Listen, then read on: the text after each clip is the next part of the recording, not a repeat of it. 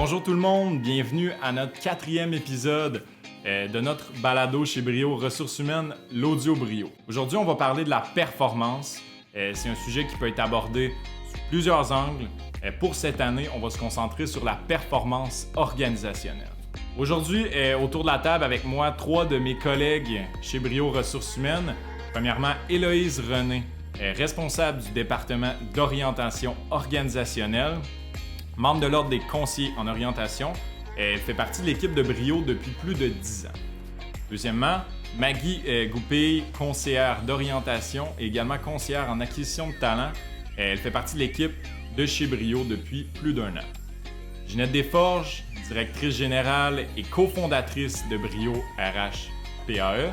Et moi-même, Félix Turgeon, je travaille chez Brio Ressources humaines en marketing RH.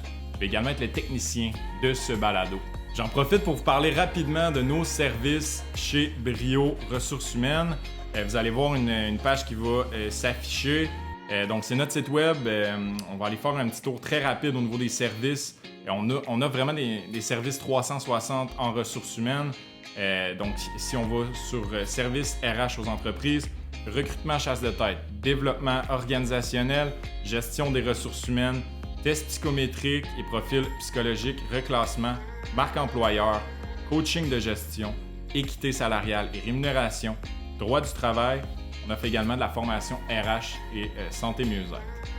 On a également une portion qui est peut-être un petit peu moins connue chez Brio, la portion gestion de carrière, où on offre des services en gestion de carrière, tests de personnalité, bilan des compétences, orientation de carrière et réorientation de carrière. Donc, c'est vraiment les services qu'on offre chez Brio Ressources humaines. N'hésitez pas à nous appeler, vous allez voir le numéro s'afficher. On est très disponible. Vous pouvez également communiquer avec nous par l'onglet le Messenger qui est dans le bas de notre écran par clavardage. Ça va me faire plaisir d'interagir avec vous puis de regarder ce qu'on pourrait faire pour collaborer ensemble. Donc, sans plus tarder, je vous laisse pour la suite du balado. Bonne écoute! Salut gang, j'espère que ça va bien. Donc aujourd'hui, on fait notre 4e, c'est ça, on est rendu au 4e balado sur, maintenant on va aborder le projet, pas le projet, mais le sujet de la performance.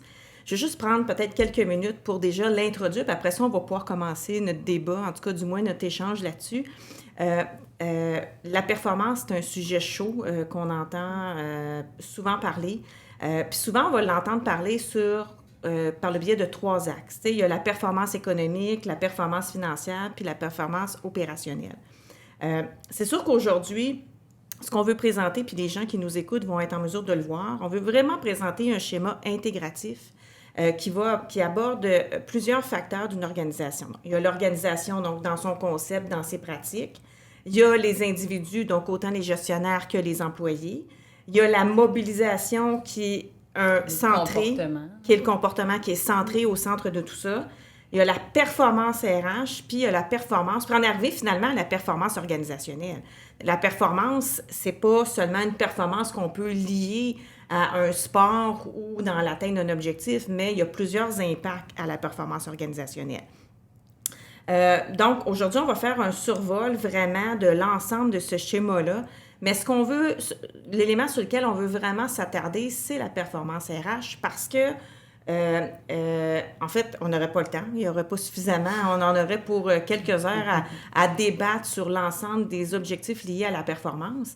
Mais ce qu'on souhaitait aujourd'hui, puis on en a discuté ensemble, c'est d'adresser la performance RH qui a un impact direct sur la performance organisationnelle. Puis évidemment, on ne peut pas penser à l'ensemble de ces impacts-là sans se questionner à savoir pourquoi la psychométrie, elle est aussi importante dans la performance organisationnelle. Parce que ça passe évidemment par la performance des individus, mais aussi, c'est que ça nous permet de prendre de meilleures décisions, de mieux outiller nos équipes aussi. Notre objectif, c'est pas de passer par la performance pour développer des compétences de nos auditeurs sur la psychométrie, mais juste prendre conscience de l'impact que ça peut avoir au sein de nos organisations. Évidemment, on va passer par plusieurs aspects. On va se questionner, on va se challenger. Des fois, peut-être qu'on ne sera pas toujours d'accord, mais notre objectif, c'est au moins de faire avancer la réflexion sur la performance qui peut paraître, pour certaines personnes, peut-être un sujet qui est plus intimidant ou stressant. Il y en a d'autres, c'est un facteur justement de réussite parce que ça peut juste être un facteur plus stimulant. J'aimerais ça vous entendre là-dessus un peu. Si on fait un topo, je sais pas, Hello ou Marie. Tu sais, je pense que d'emblée, c'est de dire aussi que la performance, pour certains, tu dis c'est intimidant, pour d'autres, c'est très instinctif. Absolument. C'est très... tu sais, on calcule pas, on pense pas trop, on est performant, puis on se pose pas trop de questions. C'est inné un peu. C'est là. ça. Puis qu'en fait, au contraire, je pense que dans le schéma intégratif, c'est de dire que c'est pluridimensionnelle, qu'il y a plein d'éléments qui viennent influencer cette performance organisationnelle-là, qu'elle doit se calculer, elle doit s'évaluer, elle doit se mesurer. Puis c'est de là, quand tu dis d'intégrer la psychométrie à l'intérieur de la performance, c'est un outil de mesure qui est assez tangible là, au niveau de l'individu, qui n'est pas toujours évident. Oui, puis tu sais, quand on se préparait, tu nous parlais d'un élément, entre autres, que, tu sais, on a tous un ADN qui est différent. Mais on a des motivations qui sont différentes. Puis pour l'organisation, c'est important aussi de s'adresser ou du moins de réfléchir puis de reconnaître ça. Tu sais, tu parlais des motivations intrinsèques puis extrinsèques. Peux-tu peut-être réexpliquer ce que c'était? Oui, bien en fait, c'était issu surtout des théories du leadership qui faisaient en sorte qu'il y a certains leaders qui ont des motivations intrinsèques puis il y a des leaders qui ont des motivations extrinsèques. Ce que ça veut dire intrinsèque, c'est ça vient de moi, c'est à l'intérieur de moi, c'est naturel. Fait que, tu sais, à l'intérieur de la performance de l'ensemble de ce schéma intégratif-là, si on a des leaders qui ont des motivations intrinsèques, bien, ça va être beaucoup plus naturel dans l'intervention auprès des individus, dans les comportements, dans la façon qu'ils vont intervenir, dans la façon qu'ils vont mener aussi leurs projets, leurs dossiers, leurs interventions. Puis les motivations extrinsèques, bien, c'est souvent qu'ils le font, les leaders, par exemple, pour le salaire, pour le statut, pour les retombées du travail qui sont moins personnelles, mais beaucoup plus que ça l'apporte à l'extérieur d'avoir ce titre-là ou ce rôle-là. Fait que déjà d'emblée... Un peu l'image qui se dégage un peu. Là. Les objectifs qu'ils ont d'être le leader aussi. Fait que quand on parle de l'organisation en soi, qui doivent définir vision, mission, valeur, mais aussi de se questionner sur leur gestionnaire, ils ont-ils des motivations intrinsèques ou extrinsèques? C'est comment qu'ils exploitent leur leadership auprès des gens a une influence sur la performance de l'organisation. Oui, parce que ça, ces motivations-là, c'est pas seulement pour les employés, mais c'est l'ensemble des membres d'une organisation, dont les gestionnaires aussi, là, qui doivent se positionner face à ça aussi, mais prendre conscience de l'ensemble de ces motivations-là. Parce que ce qu'on veut dans une organisation, tu sais, on parle souvent d'imputabilité, là, mais ça a un impact sur l'imputabilité des gestionnaires, mais un impact sur l'imputabilité aussi des employés, absolument. Il y avait d'autres éléments qu'on avait nommés dans l'élément organisation là, du schéma. Il y avait le poids de l'employeur dans la performance organisationnelle. Tu sais, on le sait, on en fait souvent, développement organisationnel, puis on fait des diagnostics, puis ce qui ressort souvent, c'est on a l'impression des fois que ça va se régler toute seule. Puis lorsqu'on émet les recommandations, puis qu'on fait le rapport diagnostic, bien souvent, on doit porter une attention particulière parce que c'est confrontant aussi pour une organisation. On pense toujours que c'est toujours parti d'une bonne intention, mais des fois de prendre conscience que le marché du travail évolue aussi. Donc, comment l'employeur doit développer sa posture, mais son organisation, sa productivité, on va en parler tantôt. Je vais vous revenir avec une étude là, de la BDC. Je ne vais pas comprendre trop de temps sur l'organisation. Il y avait les valeurs, la mission, le comportement de l'employeur, les pratiques de gestion. Mais il y avait les individus, tu sais, tout qui sont les facteurs de mobilisation. Je ne sais pas si une de vous deux peut-tu en parler un petit peu, là? Peut-être Maggie. Oui. On parlait comment l'employeur évalue son besoin de performance, la fierté, la reconnaissance. Je te laisse aller là-dessus. Bien, c'est sûr que, tu sais, présentement, en plus, c'est un sujet qui est encore plus important en raison de la main-d'œuvre, le manque de la main-d'œuvre. Fait que c'est sûr que en identifiant justement des valeurs, tu sais, un niveau de performance, souvent, en tant qu'employeur, ben, tu sais, il le nomme, mais comment, justement, comme Héloïse, elle l'a dit, comment qu'on l'évalue? Aujourd'hui, manque de main-d'œuvre. Aujourd'hui, souvent, justement, le département RH, je sais qu'on va en revenir plus tard, mais on discute beaucoup de OK, là, il faut engager des gens pour réussir à être performant. Mais comment, au travers de ça, on peut garder notre main-d'œuvre puis être performant, mais autrement? Ouais. Oui, il manque de la main-d'œuvre, mais comment on va être performant autrement aussi? Oui. Puis on s'entend que c'est dans les pratiques aussi de reconnaître chacun des individus. Tu sais, reconnaître les gestionnaires, mais reconnaître les employés. On parle beaucoup de diversité, équité, inclusion. Ben, ça fait partie aussi. Les pratiques qui vont être plus axées vers ça vont être une entreprise qui se distingue du lot, va être une entreprise qui va de l'avant. Tout ce qui est la reconnaissance, tu sais, c'est pas un nouveau sujet, mais la reconnaissance est souvent tellement informelle, puis finalement, les employés s'attendent à une reconnaissance formelle. Le travail, l'opération qu'ils produisent, c'est quelque chose de formel. Ils s'attendent à recevoir aussi en retour. Puis il y a tout ce qui est justement, tu sais, dans les pratiques aussi de santé bien-être, donc tout ce qui entoure vraiment la relation entre les individus eux-mêmes, les employés, donc d'être conscient qu'il y a une relation, mais aussi entre l'employeur et ses employés. Fait que quand on parle de la sphère individu ou les personnes dans notre schéma intégratif, c'est vraiment une prise de conscience qu'au final, oui, on a des opérations, mais au final, on a surtout de l'humain et de la relation qui gravite dans une organisation. Puis, tu sais, tantôt, je parlais d'imputabilité, mais c'est un besoin aussi de l'individu de se sentir utile au sein d'une organisation. Donc, et ça, on respecte évidemment les besoins de chaque individu. Il y en a qui, leur niveau peut-être d'intérêt pour l'imputabilité peut-être différent, là, puis ça, c'est correct. Tu sais, on a tous des statuts qui sont différents, des besoins qui sont différents, mais il reste quand même que tout le monde a besoin de contribuer à quelque chose. La création de sens aussi. La création de sens. Et c'est pour ça, d'ailleurs, puis je le sais que probablement que nos clients me trouvent gossante quand je les appelle, parce que je leur demande toujours la foutue question: si quelqu'un quitte son emploi, à quoi il va contribuer chez vous? Je veux pas entendre dire qu'on est beau et qu'on est fin, là. À quoi la personne va pouvoir se distinguer, s'intégrer, comment être en mesure de se développer? Puis c'est en lien aussi avec les valeurs organisationnelles, les orientations organisationnelles, mais aussi être imputé, c'est pas nécessairement juste être en charge d'un gros projet. Être imputé, ça veut pas dire être en charge d'une équipe, mais que son travail fasse du sens aussi. Donc, elle fait partie d'une roue qui avance puis qui fait évoluer l'organisation. Moi, donc, c'est un engrenage. Je trouve ça tellement stimulant que les organisations tendent à s'en aller vers là actuellement dans la génération qu'on vit, parce que Maggie et moi, on est des conseillères d'orientation, de formation, puis en fait, l'orientation, c'est ça. C'est de rencontrer un individu puis de dire qu'est-ce que tu veux créer comme sens, qu'est-ce que tu veux faire, qu'est-ce qui te représente. Puis au final, j'entends que le processus de performance organisationnelle doit aussi se centrer là-dessus. Fait que moi, ça me stimule vraiment. Non, mais on avait deviné que ça. On voyait ton langage non-verbal aussi, là. On a vu tes yeux s'illuminer, là. Puis, est-ce que vous êtes d'accord que tout ça ensemble, ça amène, veut pas, la mobilisation? Oui. Mais ce sont des facteurs d'attraction, de mobilisation et de rétention. Oui, parce que c'est pas tout d'attirer des gens, c'est d'être capable aussi de les intéresser, de les intégrer aussi, de les stimuler.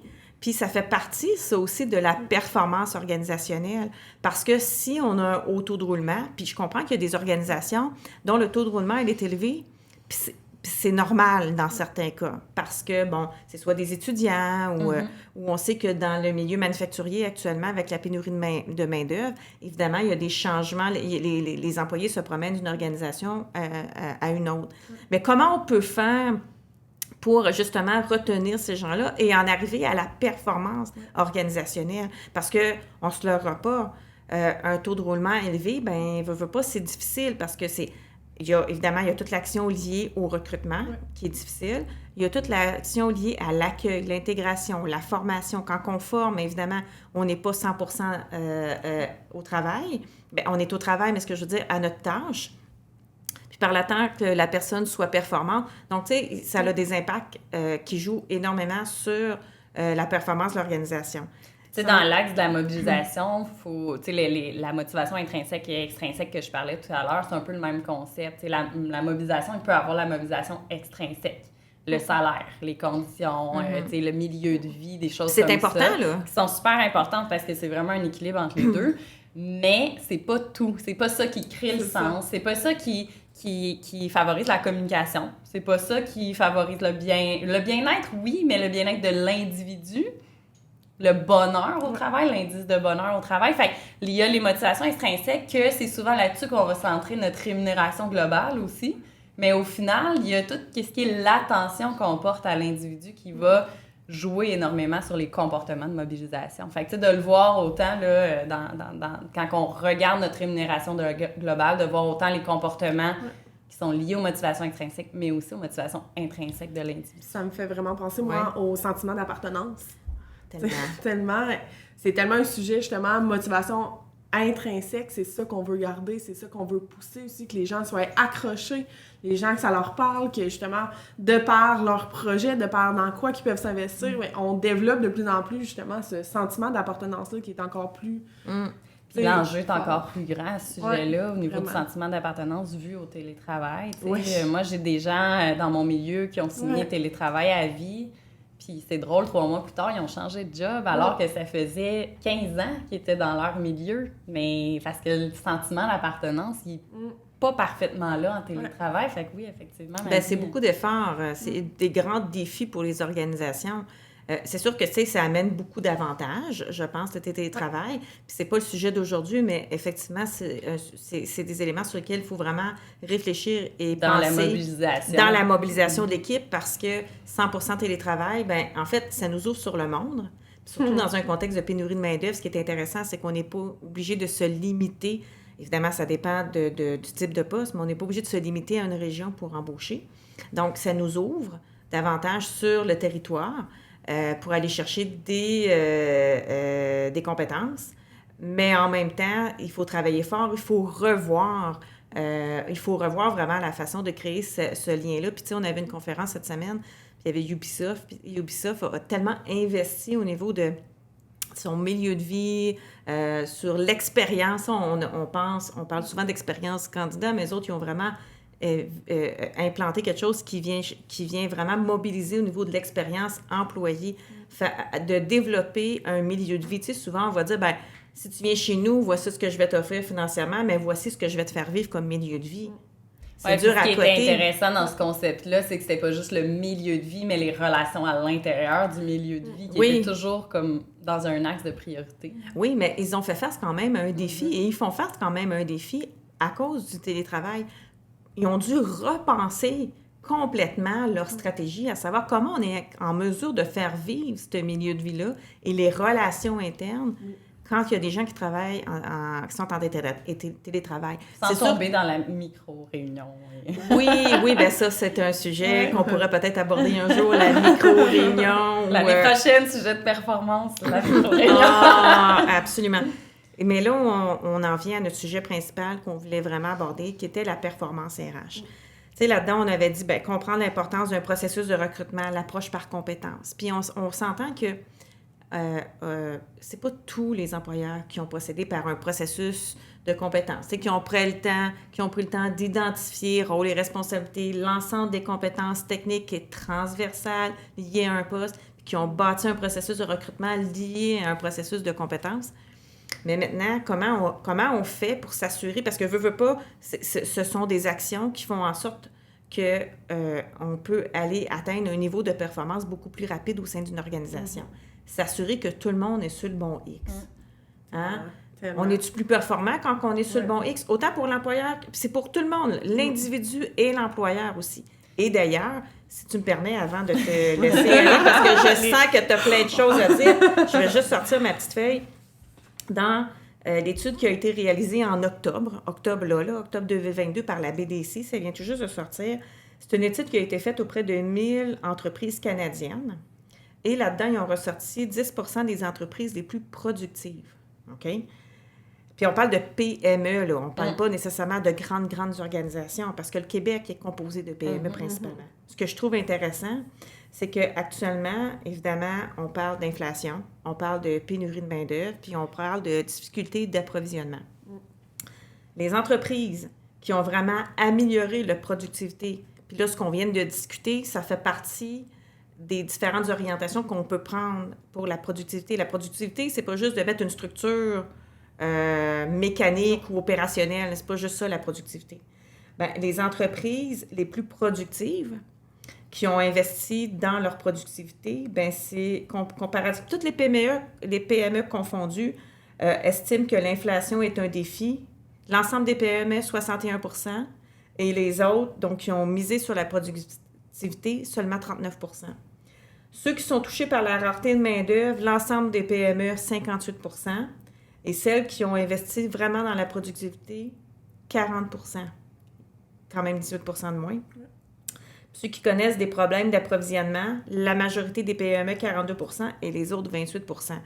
Je le sais pas si pour vous ça vous parle, mais moi, j'avais noté une petite phrase qu'ils ont dit. Ils ont dit « La productivité et l'efficacité améliorent la performance financière et solutionnent les enjeux de main-d'œuvre. » Ça pouvait pas tomber plus, mieux comme sortie d'études. C'est sûr pour que nous. la pierre angulaire d'arriver à se concentrer sur la productivité, c'est le temps. Oui. C'est souvent ça qui n'est pas évident Absolument. dans le combat que les organisations font face. Manque de main-d'œuvre, surcharge, donc manque de temps. Mais ça prouve que si on s'y consacre, si on prend le temps que c'est nécessaire pour y arriver. Oui, puis on ne sera pas capable de faire ça du jour au lendemain. Là. Même nous, on travaille ces défis-là quotidiennement, mais d'avoir cette prise de conscience-là et de chaque action, les développer en ayant cette prise de conscience-là, ça va être aidant. Puis de prendre conscience que la productivité, c'est pas juste dans les mécanismes, dans les opérations, mais entre autres, comme on disait, que l'individu soit sur son X, qui détienne les compétences pour faire ce qu'il doit faire. Bien, c'est comme ça qu'on va arriver à la performance.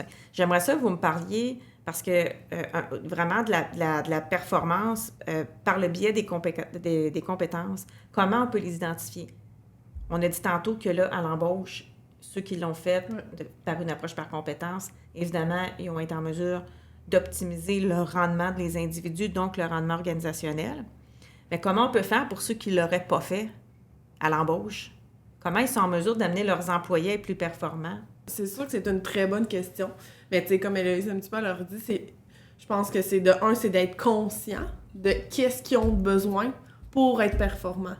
Par exemple, tu sais, je sais pas, un gestionnaire, un superviseur regarde, par exemple, l'un de ses joueurs clés dans son équipe. Bien, en considérant ce joueur clé dans l'équipe, bien, de se concentrer sur dire, OK, de réfléchir, prendre le temps juste de l'analyser. Le temps est un enjeu présentement, mais de se faire une image du personnage clé.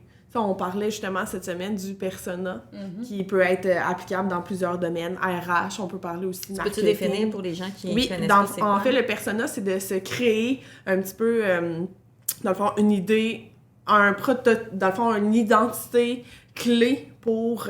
dans le fond, pour l'individu, pour leurs besoins, pour qu'est-ce qu'on cherche, dans le fond.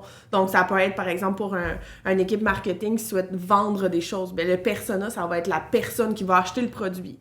Par exemple, pour un employeur, le persona, ça va être ma personne clé pour jouer tel rôle. Fait que c'est quoi ses forces? C'est quoi sa personnalité? C'est quoi ses compétences? Fait que peut-être, tu sais, pour quelqu'un qui a jamais commencé à réfléchir à des compétences, bien, peut-être réfléchir au persona idéal que ça lui prend pour ce poste-là. Puis de se bâtir à partir de ce persona-là des compétences de base qui viennent aussi peut-être l'aider à développer une petite structure d'identité des compétences. Ah, c'est vraiment intéressant. Puis il y a un bout aussi que, faut se le dire, là, dans la pénurie de main-d'œuvre, des fois, on se le fait dire dans nos processus aussi, tu sais, je vais-tu vraiment évaluer le seul candidat que j'ai? Oui, parce que c'est ça aussi dans le but de dire, moi, j'ai identifié que j'avais ces besoins-là, voici le profil du candidat que j'ai devant moi. Le but n'est pas de lui dire non, le but est d'évaluer à quel point, puis il y a le 9 box là, qui est dans le fond sous 2 axes. Puis là, on est capable d'identifier où est-ce qu'il se situe notre individu ou notre personnel sur l'axe du potentiel de développement et sur l'axe de la performance. Donc, le potentiel, c'est dans le futur. La performance, c'est actuellement. Donc oui, peut-être que cet individu-là est bas au niveau de la performance actuelle qu'il peut nous donner par rapport au profil qu'on a choisi. Par contre, si on sait sur quel élément, quelle compétence entre le persona qu'on a identifié, que j'aime vraiment cette théorie-là d'ailleurs, et l'individu qu'on a devant nous, ben on est capable de le former à la bonne place, adéquatement, de le faire évoluer au niveau des bonnes compétences, puis d'augmenter son potentiel. Donc à ce moment-là, il ne se situe pas à la baisse de la performance et à la baisse du potentiel, mais si on identifie les compétences sur lesquelles il doit travailler, ben au moins, il gravite dans ce 9 box-là qui fait en sorte que, peut-être qu'en ce moment, il est sous-performant, mais il y a un potentiel d'évoluer parce qu'on a ciblé c'est quoi ses compétences sur lesquelles il doit travailler. Puis graduellement, il va venir peut-être même notre star. Tandis que si on n'évalue pas les compétences, mais il reste dans la sous-productivité ou la sous-performance et le bas potentiel, parce qu'on ne l'aide pas à élaborer ses compétences.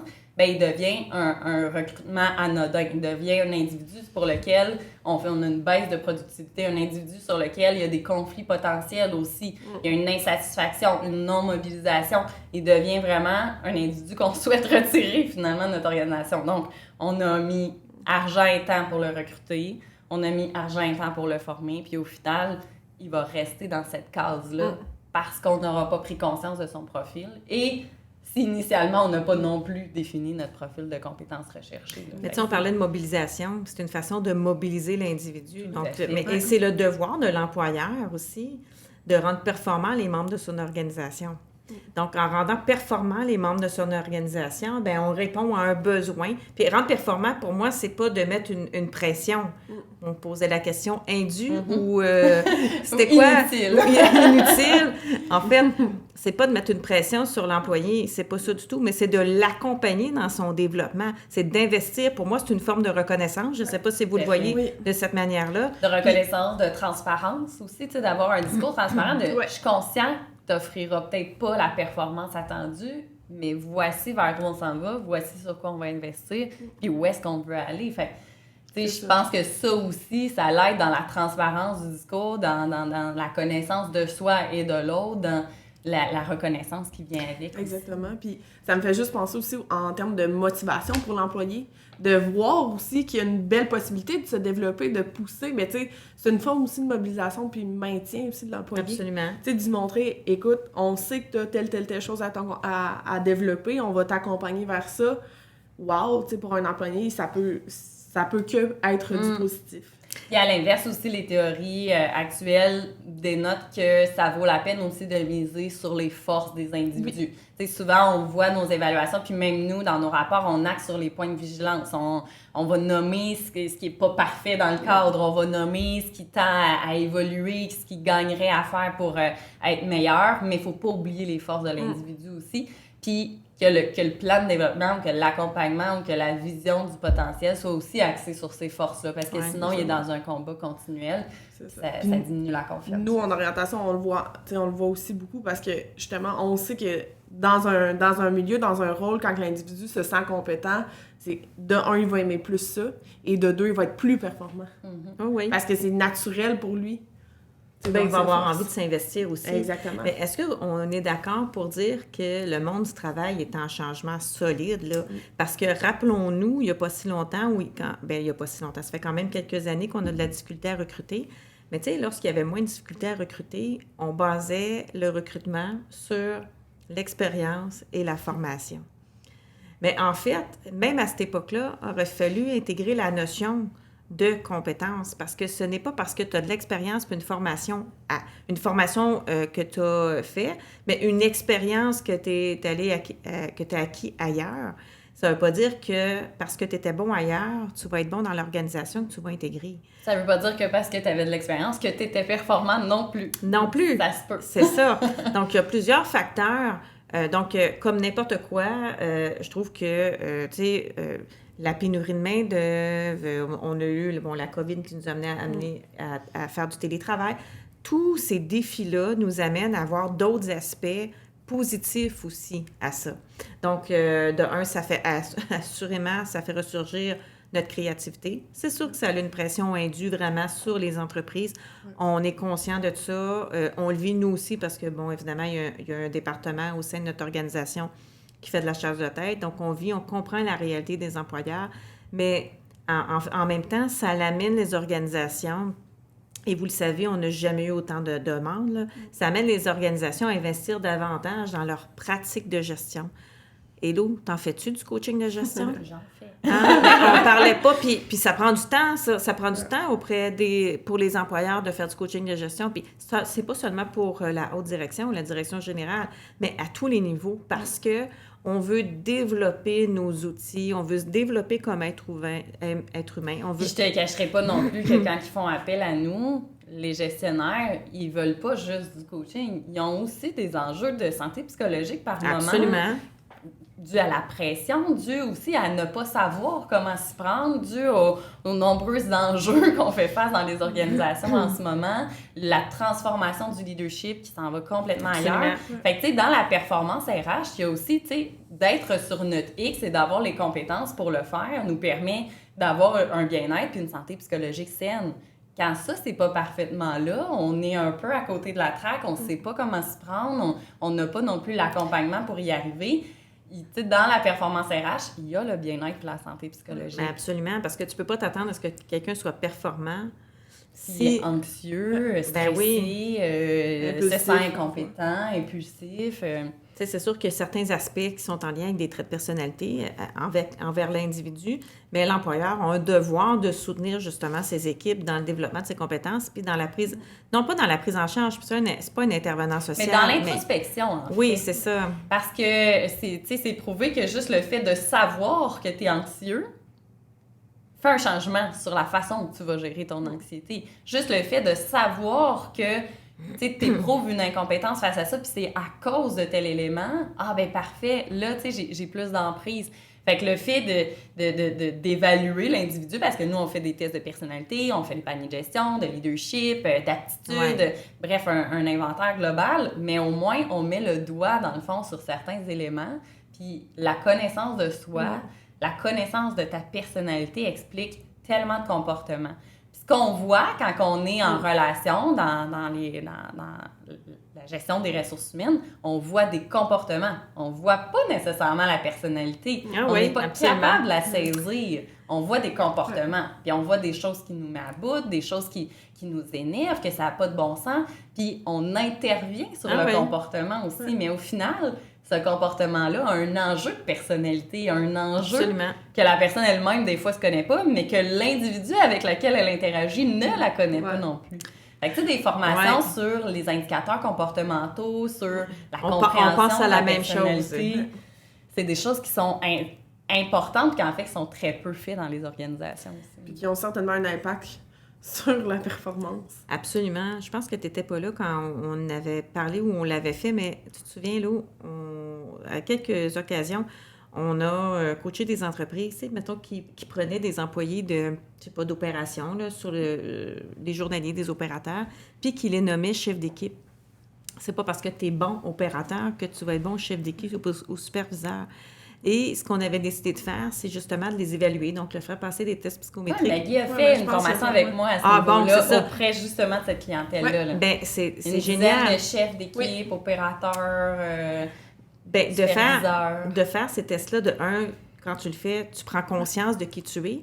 Donc, ça t'ouvre beaucoup plus sur les différents indicateurs comportementaux. Notre objectif, c'est pas en faire des spécialistes, c'est pas ça du tout, mais d'éveiller ce sentiment-là et être en mesure par la suite en fonction des individus qu'ils côtoient, d'adresser leur message. Parce que, on le sait, la communication, c'est le nerf de la guerre. Puis on le sait, d'ailleurs, tous les diagnostics qu'on fait organisationnels, il y a toujours un défi de communication.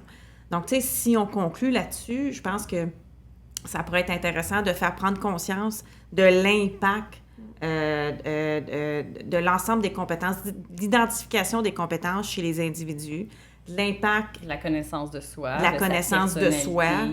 Parce que souvent, on a le comportement de l'autre qui nous agresse, mais l'autre réagit à notre propre comportement. Fait que, tu sais, c'est ça quand on formait auprès des chefs d'équipe ou des superviseurs. Ah, lui, il est tout le temps de même. OK? Puis toi, t'es comment avec lui? Comme, non, il m'énerve tellement que je vais jamais le voir. Je pense, ouais, ben lui, il a besoin de reconnaissance, il a besoin d'être vu. Puis, fait que, tu sais, c'est toujours un reflet de notre propre comportement qui réagit envers l'autre. Fait que... Ah, c'est dommage, on doit bientôt terminer. On doit bientôt conclure. Mais on pourrait en parler longtemps. Puis en tout cas, on invite les gens à nous appeler si ils ont envie de jaser de ce sujet-là avec nous ou s'ils vivent des enjeux. Mais tu sais, si je vous demandais, là, qu'est-ce qu'on pourrait retenir? Parce qu'évidemment, c'est un mini survol de la performance. On a décidé de l'adresser davantage par le volet RH. Mais c'est quoi les éléments, vous pensez qu'on pourrait retenir de ce qu'on vient de dire? Moi, je dirais une prise de conscience. Parce que, tu sais, dans le fond, chacun des volets du schéma intégratif, c'est de prendre conscience de ton organisation, de prendre conscience des individus qui la composent, de prendre conscience des comportements mobilisateurs et de prendre conscience de ta performance RH. Puis, au-delà de la prise de conscience, de l'évaluer. Ouais. De concrètement aller soit sonder, aller chercher des données qui te permettent de dire on est où, pour après ça être capable de voir les changements que tu mettras en place, puis les indications qu'on a suggérées aujourd'hui, si tu en utilises quelques-uns, ça a-tu un impact? Puis si oui, à quel niveau? C'est ça qui mobilise en plus l'entrepreneur ou le gestionnaire à continuer dans ce sens-là. Fait que prise de conscience, mesure, évaluation concrète, tangible. As-tu quelque chose à compléter? Ben, moi, pour aller un petit peu dans le même sens, je dirais avec, de se donner le temps d'évaluer ça. Parce qu'aujourd'hui, on le sait, avec tout ce qu'on a nommé aujourd'hui, on n'a juste pas le temps. C'est un enjeu, le temps. Fait que moi, mes conseils, ça serait vraiment de se donner le temps en tant qu'entreprise, en tant qu'employeur, en tant que superviseur, en tant qu'individu. Puis, donc, ça serait aussi pour faire du chemin sur ça. Puis de considérer ces enjeux-là comme étant, tu sais, un arrière-pensée toujours dans les actions, dans la manière qu'on va venir analyser les situations aussi qu'on vit au travail. Oui. C'est super intéressant. Effectivement, je pense que l'ensemble des éléments qu'on a nommés font partie d'une performance organisationnelle. C'est comme quand on fait du recrutement, il n'y a pas seulement un enjeu. Tu sais, c'est pas juste le CV, c'est pas juste l'entrevue, c'est pas juste l'évaluation, c'est l'ensemble du processus qui fait en sorte qu'on en arrive à une performance organisationnelle. Fait que je pense que c'est effectivement ce qu'il faut retenir, c'est de prendre en considération le schéma dans son entièreté, mais l'aspect humain va toujours demeurer l'élément essentiel d'une organisation pour atteindre une performance organisationnelle. Moi, je conclurai en disant, faites-vous un plan si vous envisagez des changements. Parce qu'il y aura réticence. Même si on veut mettre l'humain au cœur, il y aura de la réticence pareil parce que ce sera un changement de paradigme, Absolument. un changement de pratique. Fait que faites-vous un plan, ça sécurise les gens qui sont concernés par le changement. Ça rassure puis c'est surtout plus efficace. Oui, puis on sait où on s'en va. Voilà. Merci, gang. Merci. Salut. C'est ainsi que se termine notre 4e épisode de l'Audio Brio. On aurait pu parler de cette thématique-là pendant encore de longues minutes. On est des passionnés des ressources humaines. Merci pour votre écoute. Merci d'être resté jusqu'à la fin. N'hésitez pas à communiquer avec nous. Là, on est toujours disponible pour discuter de vos enjeux en ressources humaines. Les meilleures façons en fait de nous contacter vont apparaître à l'écran, par courriel, par téléphone, par clavardage aussi, comme je vous le disais plus tôt. Merci encore et une très belle fin de journée à vous.